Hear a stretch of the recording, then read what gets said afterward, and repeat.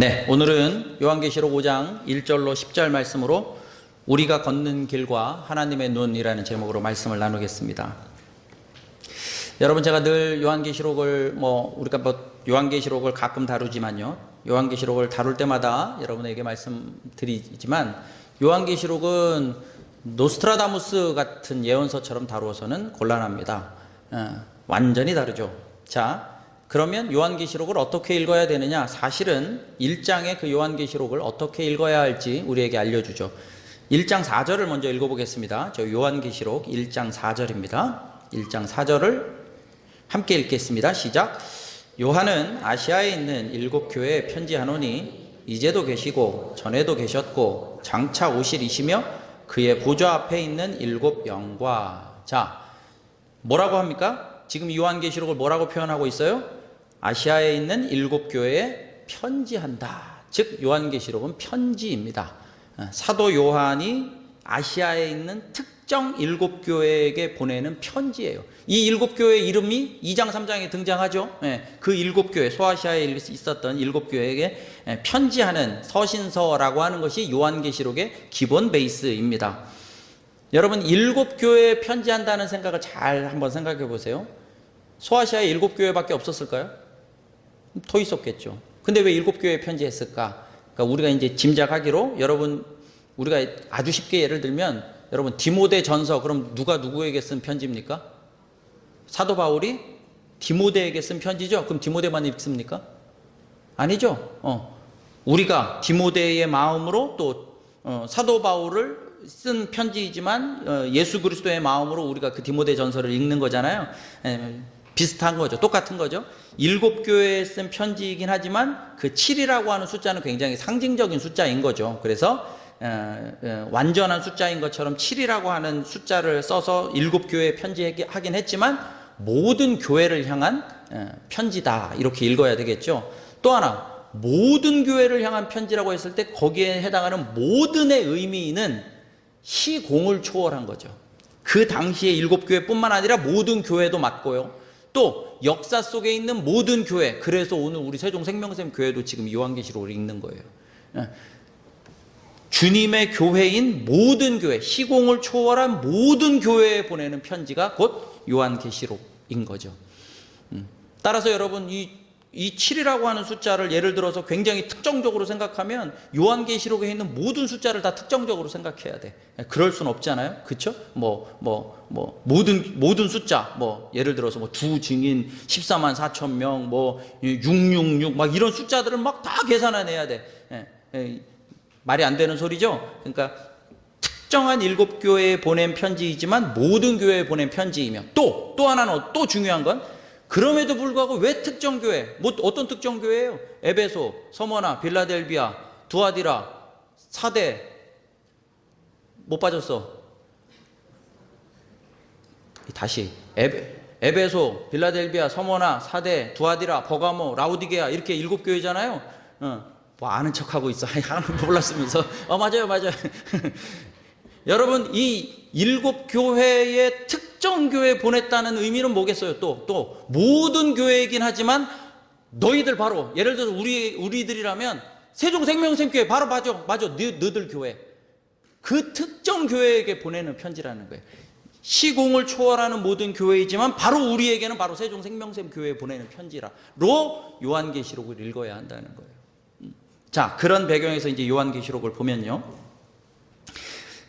여러분, 이게 시공을 초월했다는 건 또 어떻게 더 확신할 수 있냐면요, 아까 우리 1장 4절에 보면, 1장 4절 지금 펴져 있나요? PT에? 1장 4절에 보면 이제도 계시고 전에도 계셨고 장차 오실이시며, 요한계시록에 상당히 많이 등장하는 표현이죠. 무슨 표현이에요? 이제도 계시고 현재, 전에도 계셨고 과거, 장차 오실 미래, 시공을 초월하는 거예요. 이 편지의 발신인은 사도 요한이지만 궁극적인 발신인은 우리 주님이시잖아. 그 주님을 표현할 때 뭐라고 표현하고 있어요? 이제도 계셨고 전에도 계셨고 장차 오실, 시공을 초월하는 그분의 편지이니까 시공을 초월한 모든 교회, 그러나 막연한 교회 아니고 특정한 그 교회, 오늘 우리 교회에 보내는 편지인 줄 믿습니다. 우리 요한계시록을 그렇게 읽어야 해요. 자, 그렇게 읽어봅시다. 요한계시록 1장에 보면 이것이 주님의 편지라는 사실을 강조하고요.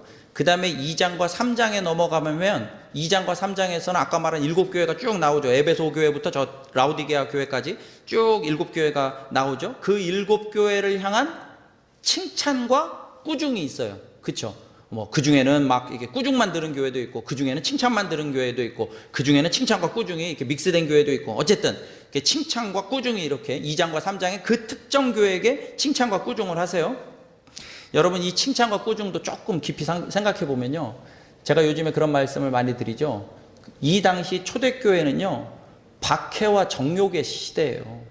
이건 제 표현이에요. 어떤 신학적인 표현은 아니고, 박해와 정욕의 시대라는 말은 무슨 말이냐면, 이 당시 초대교회는 정말로 믿음의 박해를 많이 받았던 시절이죠. 그러니까 교회와 그리스도인들이 굉장히 박해를 받으니까 박해의 시대예요. 그럼 정욕의 시대라고 하는 건 뭐냐면, 제가 왜 저 수요 예배 때 이제 고린도전서를 나누면서 그런 얘기 했죠. 고린도 교회가 어디 서 있어?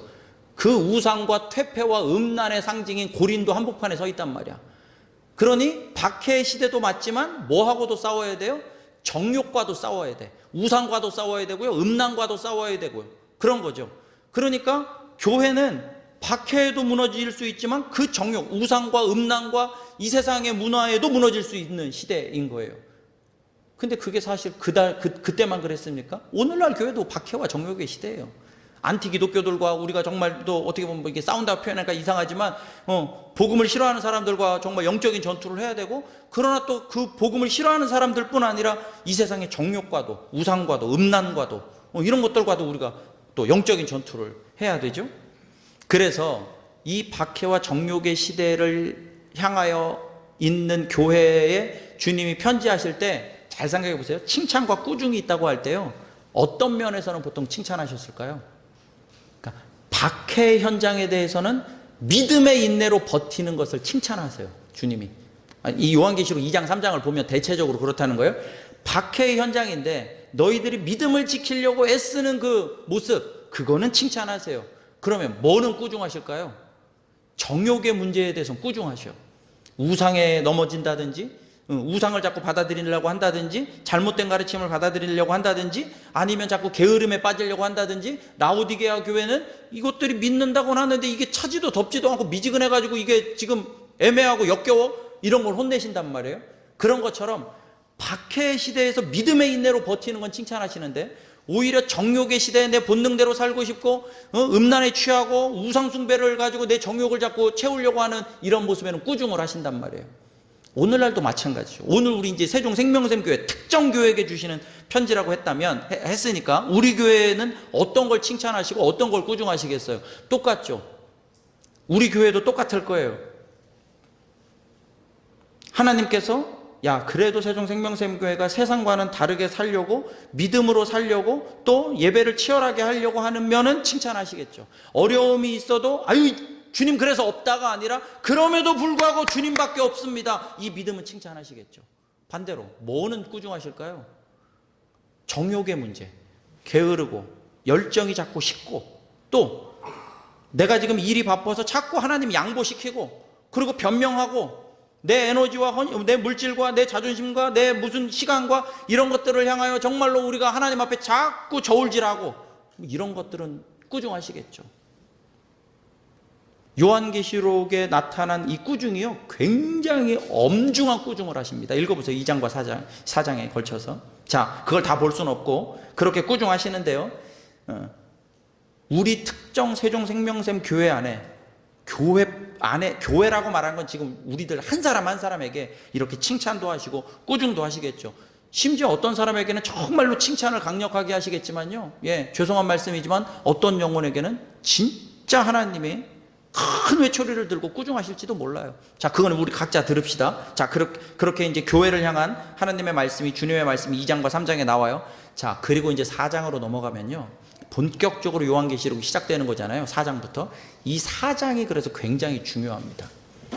이 4장이 굉장히 이 요한계시록을 열어가는 키 열쇠예요. 이 4장은 이렇게 교회들을 향한, 특정 어떤 우리 교회를 향한 주님의 말씀, 주님의 편지, 주님의 마음을 우리에게 보여주실 때 이 요한계시록 4장이 나머지 요한계시록 전체를 바라보는 배경과 틀을 만들어줍니다. 왜 그러느냐? 4장 1절을 보세요. 자, 4장 1절 함께 읽을까요? 4장 1절 시작.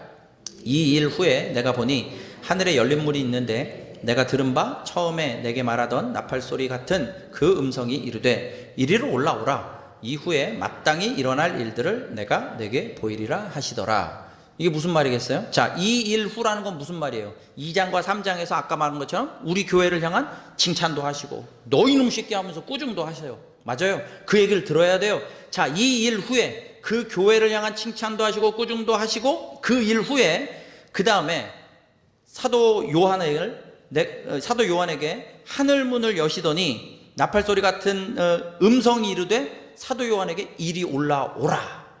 사도 요한을 지금 어디로 올리신 거예요? 하늘로 올리신 거야. 사도 요한을 하늘로 올리셨어. 그러면서 이후에 마땅히 일어날 일들을 내가 내게 보이리라. 이해가 되시죠? 요한계시록이 이렇게 좀 어려운 단어로 써있고 좀 이전의 성경과는 좀 다른 언어로 써있으니까 그렇지 찬찬히 읽어보면 그 말이야. 자, 교회를 향한 칭찬과 꾸중하시고 그리고 이제 교회를 향하여 본격적으로 편지를 쓰려고 하는데 사도 요한, 야, 이 편지를 쓰는데 오케이, 내가 그냥 너 하늘로 올라와, 내가 보여줄게. 그 하늘로 끌어올리신 거야. 그래서 이 4장부터는 사도 요한이 하늘에서 본 장면들인 거예요. 이게 굉장히 중요해요. 두 가지 틀. 첫 번째는 하늘에서 본 장면이라는 거. 두 번째는 거기 보시면 마땅히 일어날 일들을 알려주시겠다고 하잖아요. 그래서 마땅히 일어날 일을 하늘에서 보여주신 거예요. 이게 두 가지 틀인 거야. 굉장히 중요한 틀. 자, 마땅히 일어날 일을 하늘에서 보여주셨다. 자, 마땅히 일어날 일이 뭘까요? 마땅히 일어날 일이. 제가 늘 요한계시록 말씀 드릴 때마다 이런 얘기를 하죠. 마땅히 일어날 일이 이 당시에 사도 요한 시절에 마땅히 일어날 일이 2000년 뒤에나 있어질 일이라면 곤란하겠죠. 이해가 되시죠?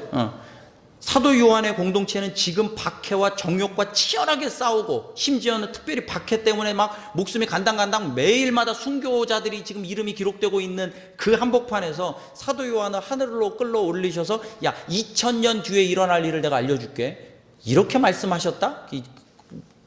그럴 수 없죠. 모든 시공을 초월한 교회에 주신 말씀이라면 사도 요한에겐 적어도 사도 요한 공동체에게 주시는 말씀인 거야. 다시 말하면 사도 요한 공동체, 심지어는 그 특정한 그 교회의 주의 역사가 어떻게 일어날지를 보여주시는 거예요. 그거를 보여주시는데 역사 속에 있는 모든 교회가 들어야 할 말이고 오늘 우리 교회가 들어야 할 말이에요. 오늘 우리 교회의 삶의 현장, 믿음의 길 위에서 펼쳐지는 일들을 주님이 보여주시는 거야. 어디에서? 하늘에서. 이 하늘에서 보여주신다는 게 이게 기가 막힌 사실이에요. 생각해 보세요. 그냥 사도 요한에게 가브리엘 천사 보내가지고 야, 무슨 일이 있냐면 이렇게 하고서 말로 할 수 있잖아. 근데 말로 하지 아니하시고 이 땅에서 그냥 이렇게 말로 이렇게 하실 수 있는데 그래 하지 아니하시고 아이야 하늘로 끌어올리셨어. 사도 요한을 하늘로 끌어올리셨어. 이게 굉장히 중요해요. 하늘로 끌어올리셨어. 하늘로 끌어올리셨다는 일은 뭘 보여주는 것이냐? 여러분, 이 땅 가운데서 교회에다가 편지하는데 하늘로 끌어올리셨어. 무슨 말이에요? 이 땅에서의 교회에서 벌어지는 역사가 하늘에서는 어떻게 보여지는지를 보여주시는 거예요. 이게 무슨 말이냐? 이 땅 가운데서 믿음의 길을 걸어가요. 근데 우리의 믿음의 길을 하나님의 눈, 하늘에서는 어떻게 보고 계시는지를 보여주시는 거예요. 그 극명한 예가 사실 오늘 본문에서 우리가 읽었어. 아주 너무나도 명확한 예가 8절에 나와요. 자, 오늘 본문의 8절로 가보세요. 오늘 본문의 8절, 자 5장 8절이죠. 오늘 본문의 5장 8절을 한 목소리 읽어보겠습니다. 5장 8절입니다. 시작. 취하심에 내 생물과 24장로들이 그 어린 양 앞에 엎드려 각각 검은고와 향이 가득한 금대접을 가졌으니 이 향은 성도의 기도들이라. 여러분, 사도 요한이 보고 있어요. 이러고 보고 있는데 갑자기 그 24장로와 내승물이 뭐 검은고 가지고 이제 찬양할 모양이야. 우리 식으로 말하면 기타 들고 와가지고 검은고 들고 왔어. 그런데 거기에 또 뭐 옆에 뭐가 있어? 향이 가득한 금대접을 들고 왔네. 향이 가득한 멋진 금대접이야. 근데 사도 요한이 보니까 그 금대접의 향이 곧 뭐라는 거예요? 성도의 기도라는 거야. 자, 보세요. 밑에서는 여러분 사도 요한과 그 공동체가 어떻게 기도하겠어요? 제가 가끔 말씀드리지만 그 카타콤에 먼지 나는 동굴에서 정말로 하나님 앞에 무릎 꿇으면서, 하나님, 우리가 언제까지 이 세월들을 견뎌낼 수 있을까요? 언제까지 이 박해와 정욕의 시대에서 제가 믿음을 지킬 수 있을까요? 저는 힘이 없습니다. 주님, 역사해 달라고. 또 병원을 함부로 못 가죠? 그러니까 아프면 어떻게 해야 돼? 빌 수밖에 없. 주님, 우리에게 살려달라고 기도해. 눈물 뿌려 기도해. 그런데 그렇게 열악한 환경 속에서 먼지 나는 데서 촛불 하나 켜놓고 막 눈물로 하는 그 기도를 하늘에서는 뭘로 보고 계시는 거야? 금대접에 담긴 향으로 보시는 거예요, 지금. 지금 제가 말씀드렸죠. 이 땅 가운데서 걷는 믿음의 길을 하늘에서는 어떻게 보고 계시는지를 보여줄게 해, 사도 요한에게. 그러니 그것을 하나님이 이 땅 가운데 사도 요한에게 말로 설명하는 것보다 올라와. 야, 너 사도 요한, 너와 너의 공동체가, 그 교회가 지금 그렇게 치열하게 믿음으로 지켜가고 있는 그것을 나의 눈, 하나님 하나님의 눈으로 하늘에서는 어떻게 보고 있는지 보여줄게. 끌어올리셔. 그리고 대표적인 예를 보여주시는 거야. 야, 너 어제도 이런 기도했지. 금대접에 담긴 향으로 보고 계시는 거야.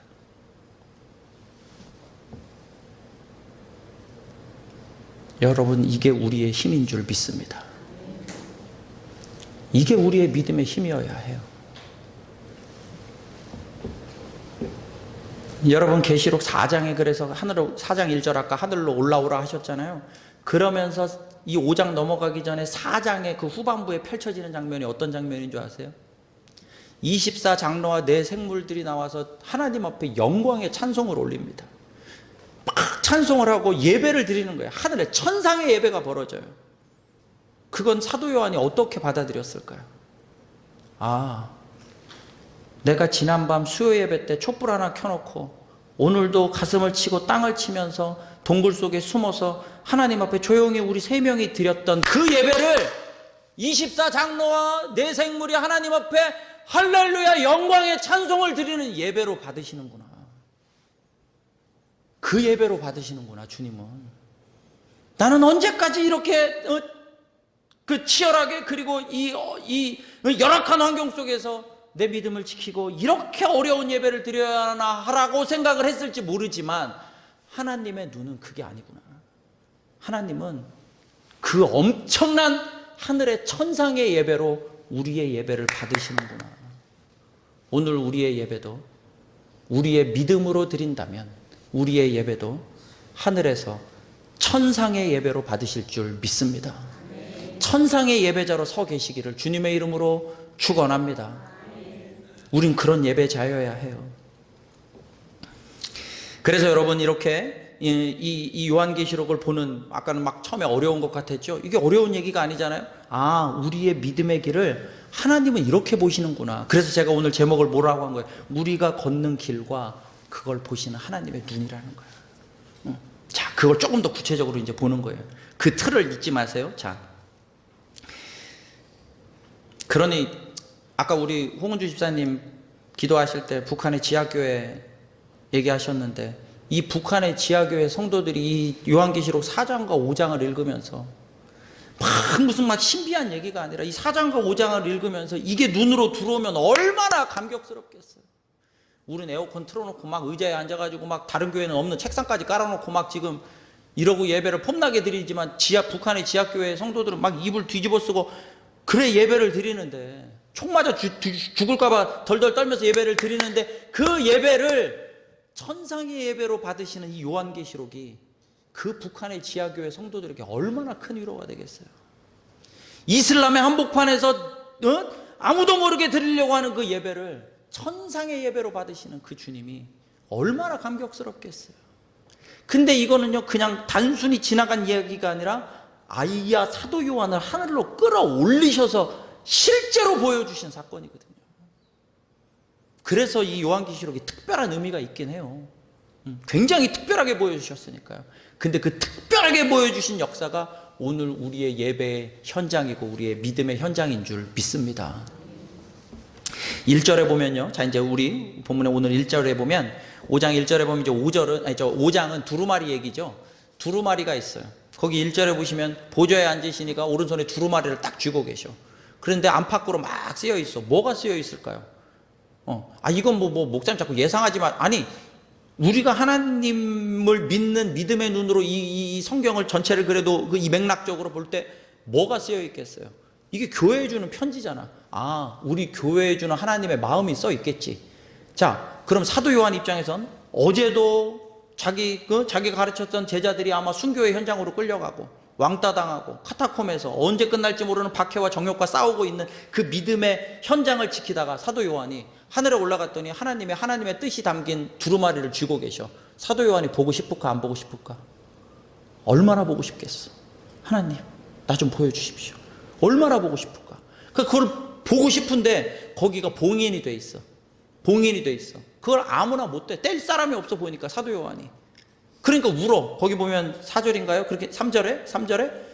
4절이군요. 4절 마지막에 내가 크게 울었더니 내가 이걸 봐야 되겠는데, 내 마음에 정말 저걸 봐야 되겠는데 떼질 못하니까 울어. 그랬더니 5절에 보시면 장로 중 한 사람이 귀뜸을 해주는 거야. 장로 중 한 사람이 뭐라고 귀뜸해 주냐?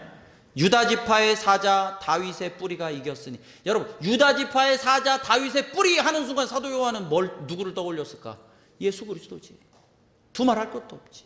사도 요한이 꿈에도 그리고 지금까지도 사랑하는 그 예수님이지. 유다 지파의 사자 다윗의 뿌리. 헷갈릴 수가 없지. 예수 그리스도. 예수 그리스도가 이겼으니 그 두루마리와 그 7인을 떼시리라. 사도 요한은 아마 여기서 이미 다 응답을 받았을 거예요. 왜? 나는 정말로 힘겨워서 올라왔지만 그렇구나. 내가 믿는 주님, 나 사랑하는 주님, 나 위해 죽으시고 부활하신 주님, 그 예수님이 결국엔 답이구나. 이 두루마리의 이야기들이 이제 6장부터 이렇게 해서 인을 떼기 시작합니다. 떼기 시작해요. 그런데 그 인을 누가 떼요? 예수 그리스도가 떼시는 거야. 근데 사도 요한은 예수 그리스도께 자기의 삶을 걸었고 예수님의 전부를 쏟아부어 사랑받은 사람이야. 예수님이 답인 거야. 여기서 답이 완전히 해결됐을 거예요. 자, 그러면서 이 교회를 향한 편지의 이 답을 이제 이 노사도가, 이 사도 요한이 나이 들었을 때 아니겠어요? 이 노사도가 정말로 울 만큼 보고 싶었는데 결국엔 답이 누구였느냐? 그렇구나, 예수 그리스도구나. 그래서 오직 예수인 거야. 예수님이 답이구나. 그런데 그 예수님을 이제 어떻게 묘사하냐? 자, 지금부터 보세요. 이게 이제 요한계시록의 또 특징이죠. 다른 데는 잘 없는. 자, 6절 같은 거 보세요. 6절 보세요. 내가 또 보니 보좌와 내 생물과 장로들 사이에 한 어린 양이 서 있는데, 어린 양. 이 어린 양이 등장하죠? 여러분, 요한계시록에 어린 양이 몇 번 등장하는지 아세요? 28번이 등장합니다. 요한계시록이 22장까지밖에 없잖아요. 그 중에 28번이 등장해. 제가 늘 강조하죠. 요한계시록의 주인공은 누구다? 어린 양인 거야. 요한계시록의 주인공은 어린 양이에요. 저 마지막에 정말로 이 새 예루살렘에서 어린 양과 신부의 혼인잔치가 벌어지잖아요. 신랑과 신부가 주인공이지. 어린 양.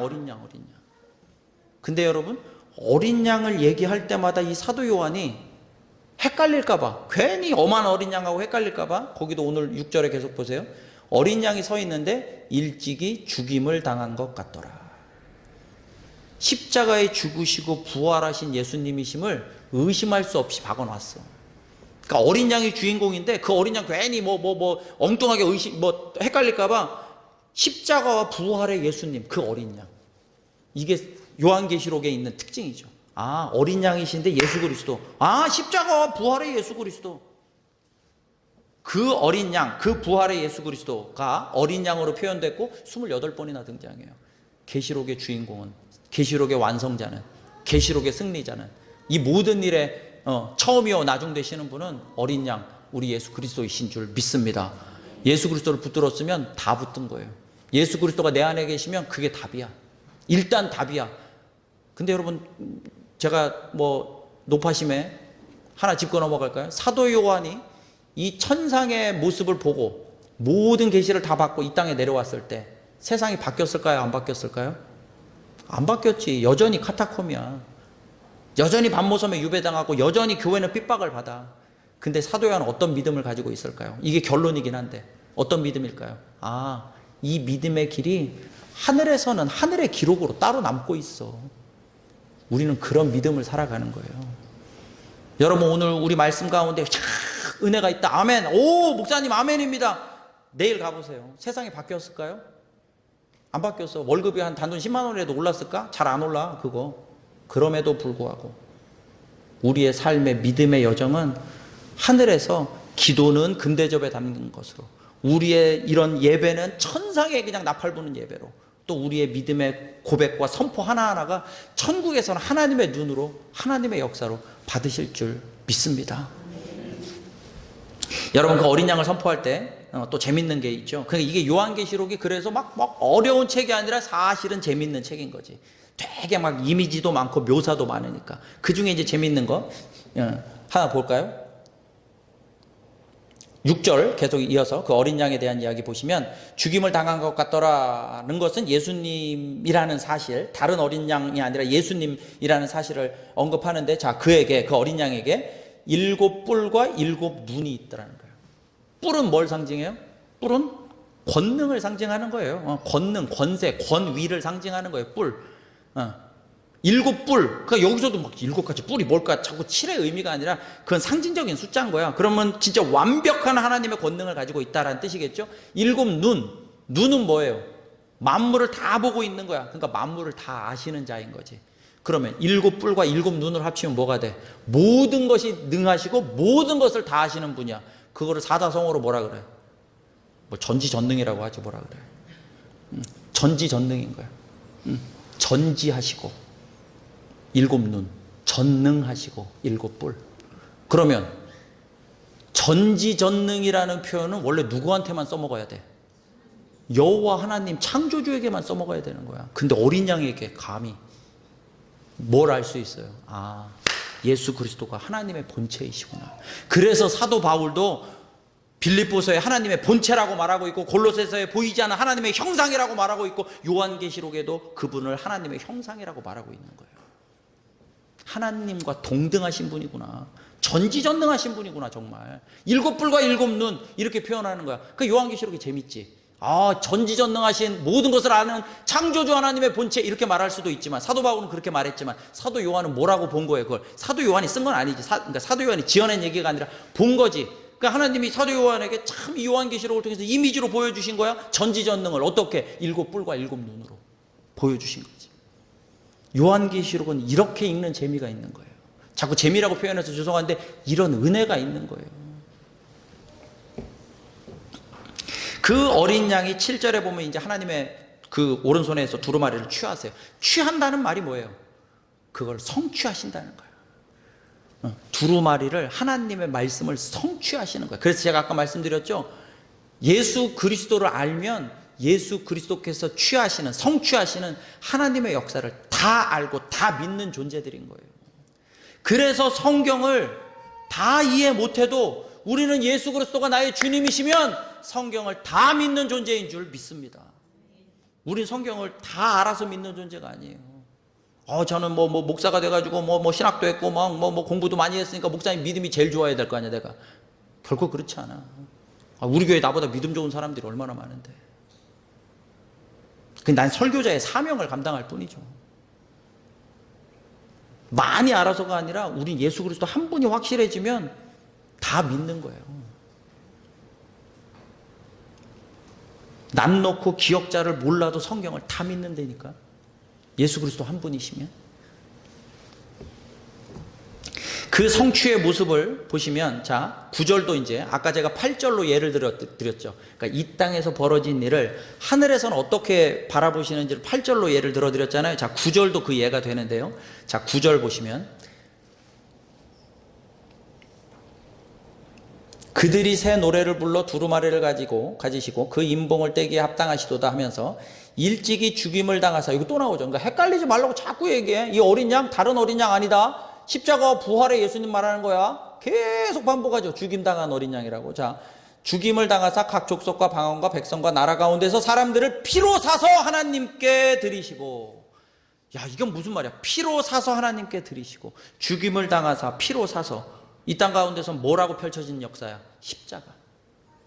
예수님은 이 땅에서요, 유대인들에게 완전히 정치적으로, 그리고 저 신성 모독죄로 몰려서, 그리고 유다 로마의 사형 권한에 의해서 도장을 찍혀서 완전한 범죄자로, 죽어 마땅한 범죄자로 십자가에 죽어서 끝난 존재인 것처럼 보이기로, 육신의 눈으로 볼 때. 근데 그 역사를 하늘에서는 뭐라고 보시는 거야? 지금 그 하늘에서는 뭐라고 보시는 거야? 각 족속과 방언과 백성과 나라 가운데서 뭐라는 거예요? 온 만유에서 그 피로, 그 십자가에 흘리신 피로 그 만유의 모든 백성을 피로 사서 속량하시고 구원하신 줄 믿습니다. 이 땅 가운데서는 십자가가 어떤 십자가야? 피비린내 나는 십자가. 유대인과 로마에게 완전히 비참하게 죽은 그 십자가. 그렇게 보이지만 아니, 하나님의 눈은 하늘에서는 어떻게 보시는 거야? 만유를 구원하는, 피로 사서 구원하신 십자가로 보신다는 거예요. 우리는 이런 믿음이 있어요. 이걸 말씀이 가르쳐 주는 거예요. 우리의 기도가 금대접에 담겼고, 예수님의 그 처절한 십자가가 그냥 끝나는 십자가가 아니라 우리를 위한 하늘에서 흘린 피로 사는 속량의 제물이 되시고, 우린 그 믿음으로 살아가는 거예요. 근데 그것이 인간이 정한 교리가 아니라, 심지어는 오늘은 예수님이 창조주 하나님의 본체가 이 땅에 오셔서 죽으시고 부활하실 뿐만 아니라 지금 이 사도 요한에게는 아예 하늘에 끌어올리셔서 그 역사를 보여주시는 거예요. 그걸 우리는 말씀을 통해 확인하고 있는 순간이에요. 자, 그렇게 구원하신 백성을 하나님 앞에서, 자, 10절, 이제 마지막 10절 볼까요? 마지막 10절 보시면, 그들로 우리 하나님 앞에서 나라와 제사장들을 삼으셨으니 그들이 땅에서 왕노릇하리로다. 나라와 제사장 삼으시고 왕노릇하리로다. 나라와 제사장 삼으셨다는 게 뭐예요? 나라. 늘 말하는 거잖아요. 잊지 마세요. 이게 뭐 엄청 공부해서 할 일이 아니라, 생각해 보세요. 우리는 이 땅에 살지만 누구의 백성으로? 하나님의 백성으로 살아가는 거야.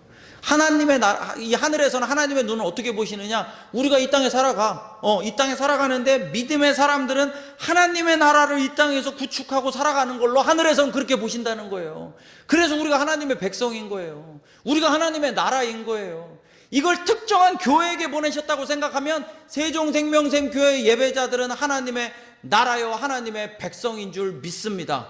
이 땅에 살지만 하나님의 나라, 하나님의 백성으로 살아가는 줄 믿습니다. 우린 그 믿음으로 살아가는 거예요. 이 땅의 나라를 무시하는 게 아니라 이 땅의 나라가 전부가 아님을 알고 살라는 거죠. 우리에겐 영원한 승부처도 있고, 이 땅에서 승부 안 나요, 여러분. 이 땅에서 승부 안 난다고. 영원한 승부처가 있어요. 그런데 그 영원한 승부처를 우리는 이미 이 땅에서 하나님의 백성으로 삶의 현장에서 살아가고 있어요. 그래서 나라와 제사장 삼으신다. 제사장 삼는다는 건 뭐겠어요? 우리를 사명자로 부르시는 줄 믿습니다. 제사장이 뭐예요? 하늘과 땅을 연결하는 사명자잖아요. 오늘 우리를 사명자로 부르시는 거예요. 그래서 제가 늘 말하죠.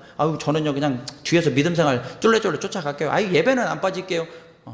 좀 죄송한 표현인데 그딴 소리 하지 마세요. 우린 다 사명자야.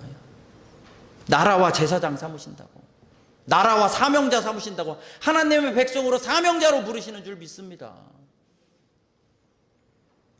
더 좋은 거 뭔지 알아요? 제일 마지막 10절 마지막에 왕노릇하리로다. 별표 2개, 별표 3개야 이게. 왕노릇이 뭐예요?